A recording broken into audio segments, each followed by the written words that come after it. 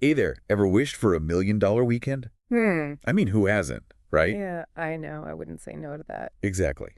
Now, before you think we're promising some get-rich-quick scheme, today's deep dive is about tapping into the mindset Mindset. Yeah. behind those big wins, using Noah Kagan's book, $1 Million Weekend, as our guide. You with me? Absolutely. Whether you're an aspiring entrepreneur or just someone who wants to be more proactive in life, this book's got some real gems. Totally.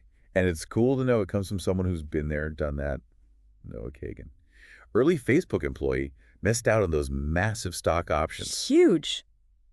But instead of letting it get him down, he bounced back Yeah, and built multiple successful businesses. Talk about resilience, right? absolutely. And that experience really shines through in his writing. He doesn't just preach. He shares practical strategies based on real-world successes and, importantly, failures. Okay, let's unpack one of the first things Kagan tackles, conquering fear. It's something we all struggle with, and he dives right in. With these two challenges, the dollar challenge and the coffee challenge. They sound kind of simple, maybe even a little silly, which I love. Right, exactly. But don't let that fool you. They're deceptively brilliant because they target those universal fears we all have in the most approachable way. The dollar challenge. It's all about pushing past the fear of putting yourself out there. Basically, you have to sell something, anything, for just $1. So it could be a service, like you'll write someone a poem, or even just a funny drawing. Exactly. It could even be something you find lying around, like that old snow globe you never use.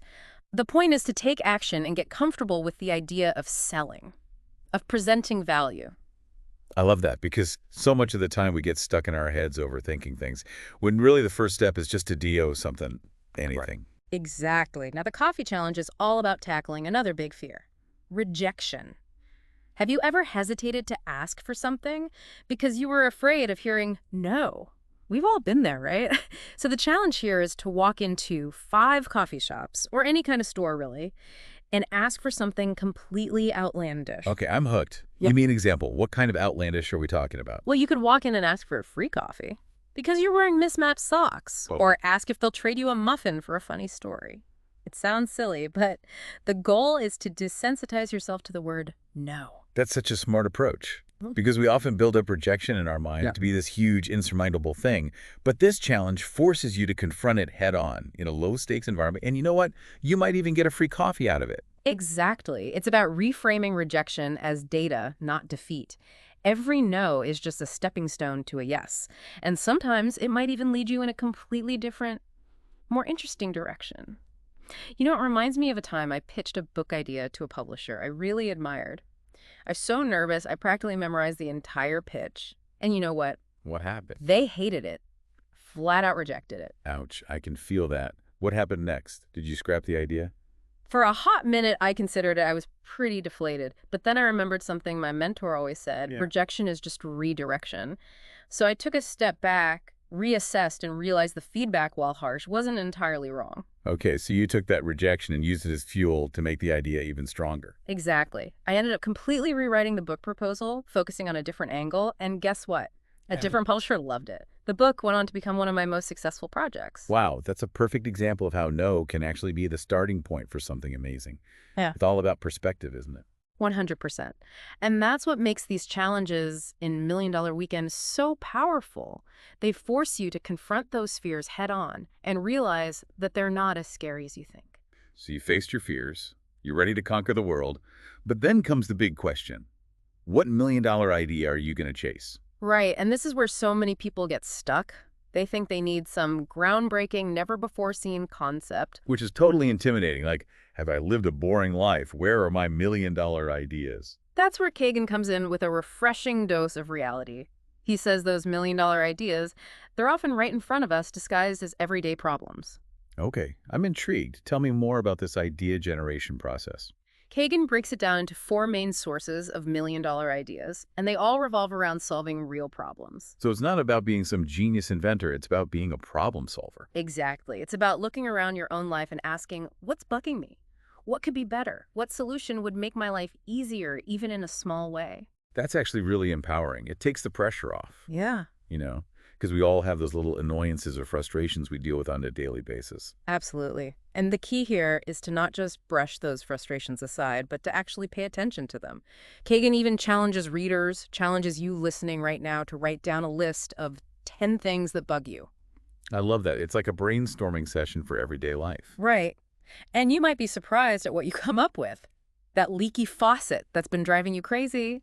Maybe there's a better solution out there, or maybe you could create a side hustle fixing leaky faucets. You know, one of the examples from the book that really resonated with me was this idea of exploring online marketplaces like eBay, Etsy, Craigslist. Kagan points out that people literally put their money where their problems are. Exactly. If someone's willing to shell out money for a product or service online, that's a pretty good indicator that there's a demand for it. It's like a gold mine of market research just waiting to be tapped into. Yeah. You can see what people are searching for, what they're willing to pay for, what problems they're trying to solve. And that's just one of the ways Kagan encourages you to uncover those million-dollar ideas. He also talks about leveraging your existing skills and passions, brainstorming with friends and family, and even just paying attention to trends and conversations happening around you. So you've conquered your fear. You've brainstormed a list of potential problems to solve. Yeah. What's the next step in this million-dollar weekend plan? Validation. This is where Kagan drops his golden rule for separating the good ideas from the duds. It's called the $3 litmus test. Okay, $3 litmus test. It sounds intriguing, but also a little intimidating. Is this where things get complicated? Not at all. In fact, it's brilliantly simple. See, anyone can say they'd pay for something. We've all been guilty of that, right? Offering enthusiastic support for an idea. But when it comes to actually pulling out our wallets... Yeah, suddenly we're too busy or need to think about it. Exactly. But talk is cheap. The $3 litmus test cuts through all of that by asking one simple question.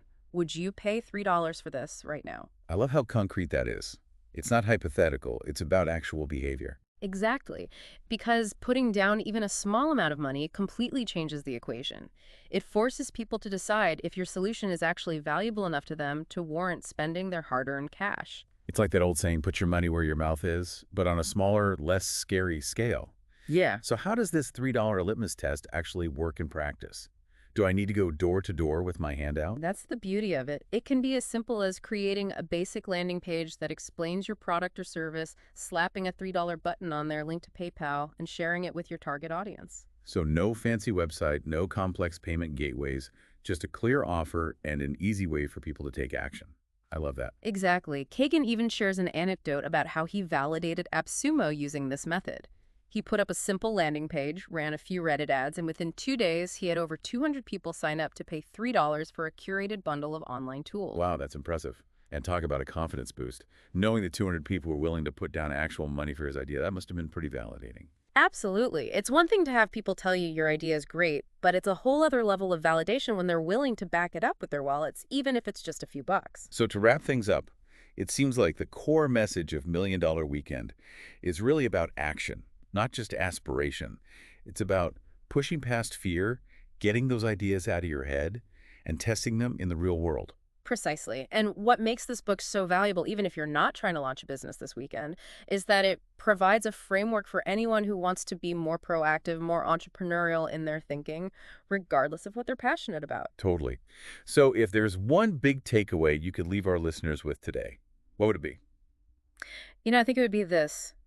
What if the solution to that thing that's been bugging you, that frustration you've just accepted as part of life, what if that's your million-dollar idea? What if you're sitting on a gold mine and you don't even realize it? I love that. It's such a simple question, but it's so powerful. It reminds me that the best ideas often come from solving problems we encounter in our own lives. Exactly. So I'd encourage you to take Katie's advice to pay attention to those little annoyances, those "I wish there was a better way" moments. That's where the magic happens. And if that question has sparked some ideas, we've only just scratched the surface of Million Dollar Weekend today. If you want to dive deeper into those tactical steps, check out the full summary on 4-Minute Books. Consider this your little nudge to take action. You never know where it might lead. Until next time on The Deep Dive.